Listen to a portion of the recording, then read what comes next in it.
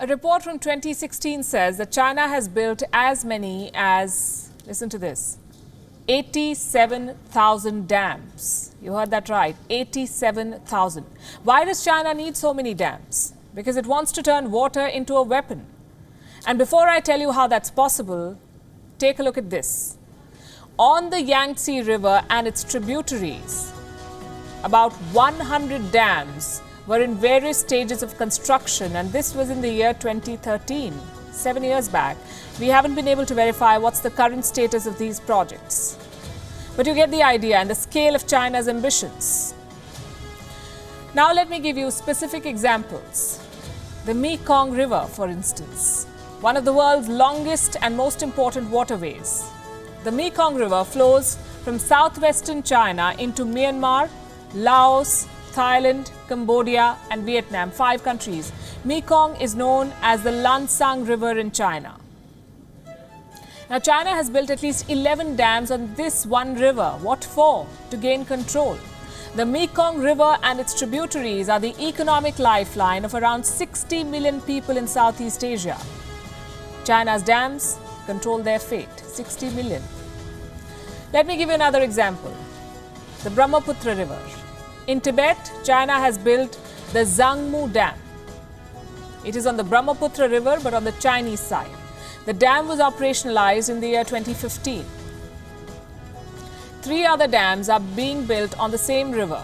Remember, the Brahmaputra originates in Tibet. It flows into Arunachal Pradesh and Assam and later drains into the Bay of Bengal through Bangladesh. China's dams give it leverage over all these regions. So how does China manage to weaponize rivers? Because it has the support of geography. China is the starting point for rivers that flow into 18 downstream countries. No other country controls water to so many nations, 18. So China is exploiting this advantage. It is creating an extensive dam infrastructure to arm itself to weaponize water, to control how it flows, where it flows, and how much of it flows into the neighborhood. With these dams, China can store water and release it at will. It has the power to manufacture floods. It also has the power to turn off the taps and trigger droughts. Consider the kind of damage this power could do. Free-flowing rivers can go dry. This in turn will kill river ecosystems, trees, plants, fish, drive species towards extinction, not to mention the people. The impact this kind of action will have on the lives of the people who live along these rivers. Well, that is a lot of power in the hands of one country, and China, we know, does not hesitate in wielding the power it has. Again, I have an example. Last year, the Mekong River began to dry. Initially, China blamed it on insufficient rainfall. There was a drought and the impact was severe. Thailand's sugar output hit a 9-year low. Now, Thailand is one of the largest sugar exporters in the world, so it really hurt. Thailand experienced its worst drought in 40 years. In Vietnam, rice fields were damaged. In Laos and Cambodia, water levels hit a record low. Who caused all of this? No prizes for guessing. China triggered a drought and lied to the world about low rainfall.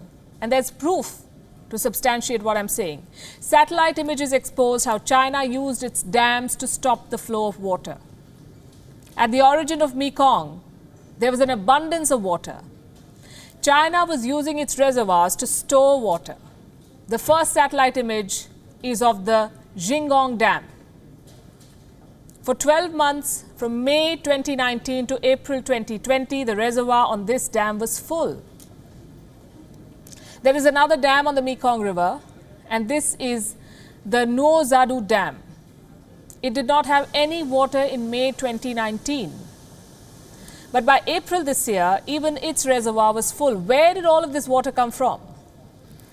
Let me just conclude by saying why this is so significant. Asia is one of the driest continents in the world. Water is now slowly becoming the scarcest critical resource, even more scarce than oil. Journalist Stephen Solomon had said that in the 21st century, wars will be fought over water. Well, we say that China is battle ready for a water war. and the world should prepare.